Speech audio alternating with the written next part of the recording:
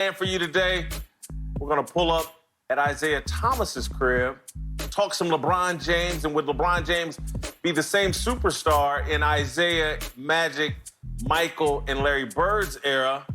But we're going to start today's show talking about Michael Jordan, and we'll go out to Jim Jackson's crib for his insight on Michael Jordan and the ramifications of the Last Dance documentary continue to reverberate around Michael Jordan, including now former Chicago Bull Craig Hodges coming out and trying to put Michael Jordan on full blast for his comments calling Scottie Pippen selfish, and Craig Hodges upset, claiming that Jordan made these comments about joining the Chicago Bulls and there being a cocaine circus, when in reality, Jordan just responded to a question about an article that said that the Bulls, before Jordan got there, were a cocaine circus.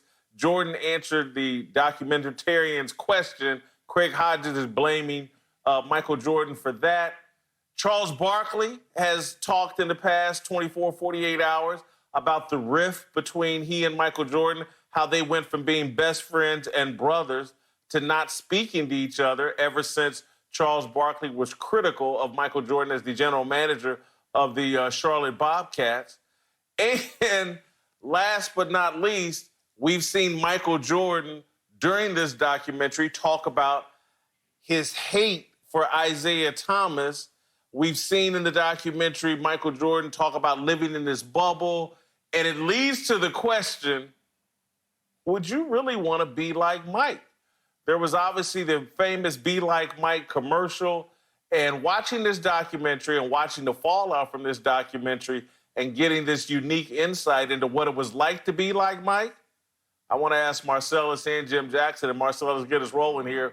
Would you want to be like Mike? Would you want to be Michael Jordan? Nah.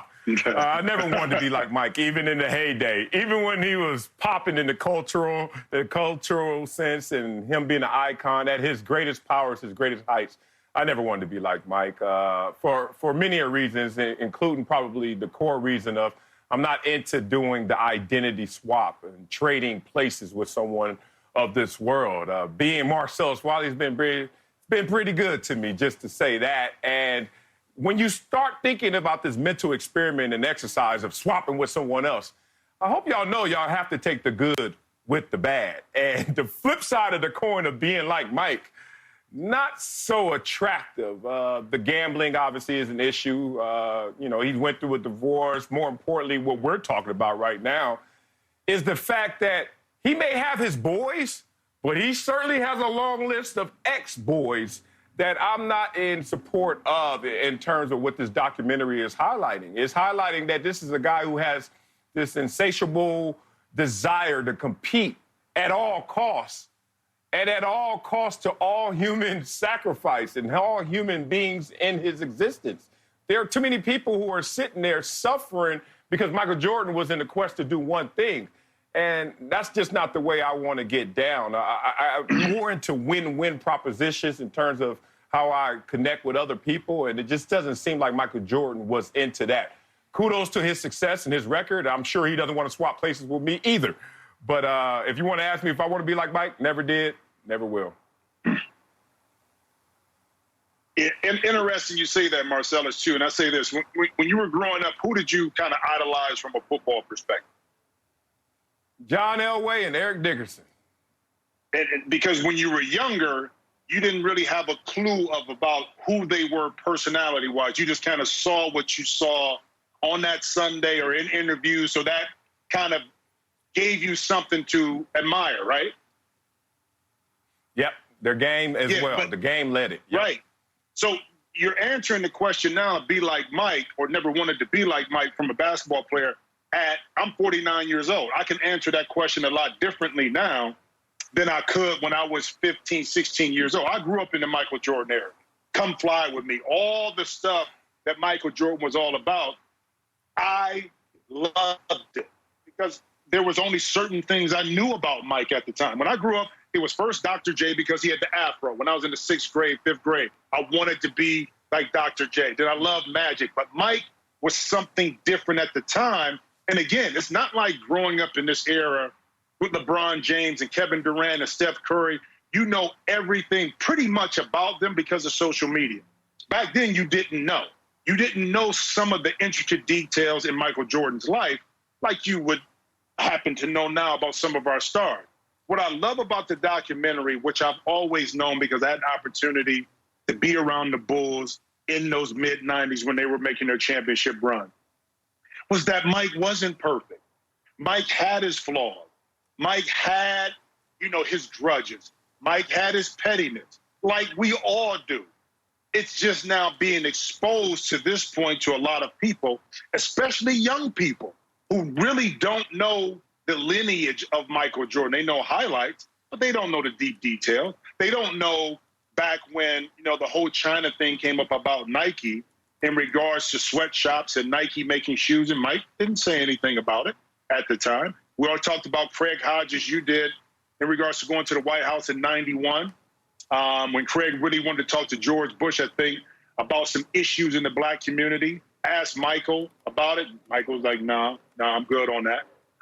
So I would take aspects. I love him as a basketball player. Would I love to have his skill set? You better believe it. Would I love to have the Jordan brand? You better believe it. Would I love to have his bank account? You damn Skippy, I would. But there are other aspects of it that I can put to the side because my background, I grew up differently. I see things differently. And at an older age, I think different.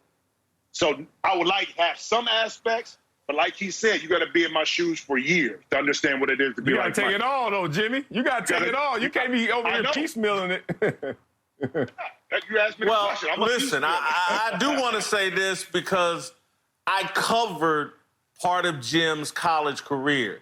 And so there are people that are too young that will think I'm crazy when I say this. But there was a time when Jim was at Ohio State where people's imagination went to, oh, my God, Jim Jackson might be another version of Michael Jordan.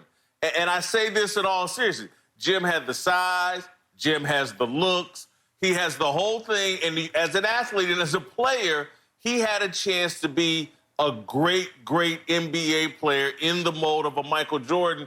And so I'm just wondering, Jim, as you look at all the price that comes along with being Michael Jordan and being that great of a basketball player, when you look at it now with 49-year-old eyes, would you have liked to have been that great of a basketball player and deal with all the complications that go along with that I think are being exposed here from this Last Dance documentary? Without a doubt. Without a doubt. I would deal with it because with success and greatness comes the other side of it.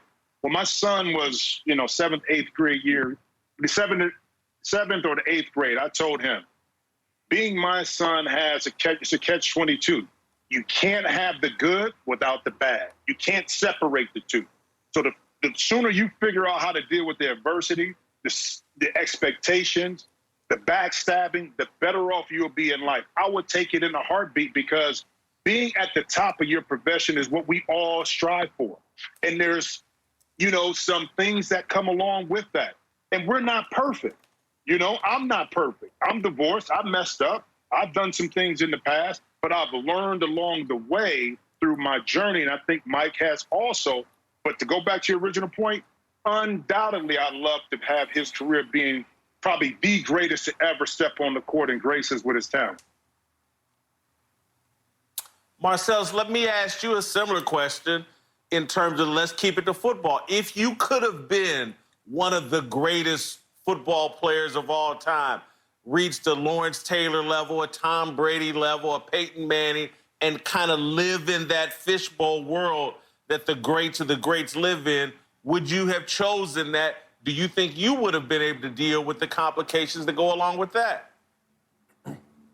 Oh, absolutely, I would have chosen that. I mean, I think every time you went out there and practice and mental preparation, let alone on the actual playing field, that was your choice every time to be that great. And when you have your shortcomings, you also understand where you are in the stratosphere, you deal with that reality. But it's funny that we're going to ask a question like, do I want all of his success without his failures? And we know that that's an incomplete equation. You got to take it all.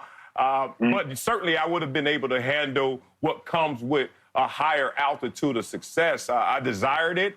I landed where I landed, and I had to adjust to that reality. Certainly far from ground zero, but certainly far from the Mount Rushmore or the GOAT status that we're talking about with Michael Jordan. But look, I'm a guy in college. If you look at, I can show you pictures. Every single poster in my dorm room was damn near Michael Jordan.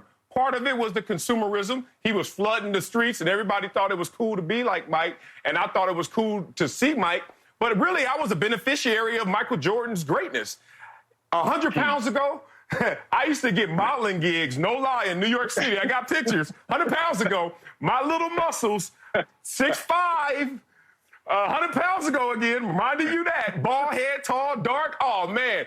Everything that Michael Jordan couldn't get was looking at me like, I take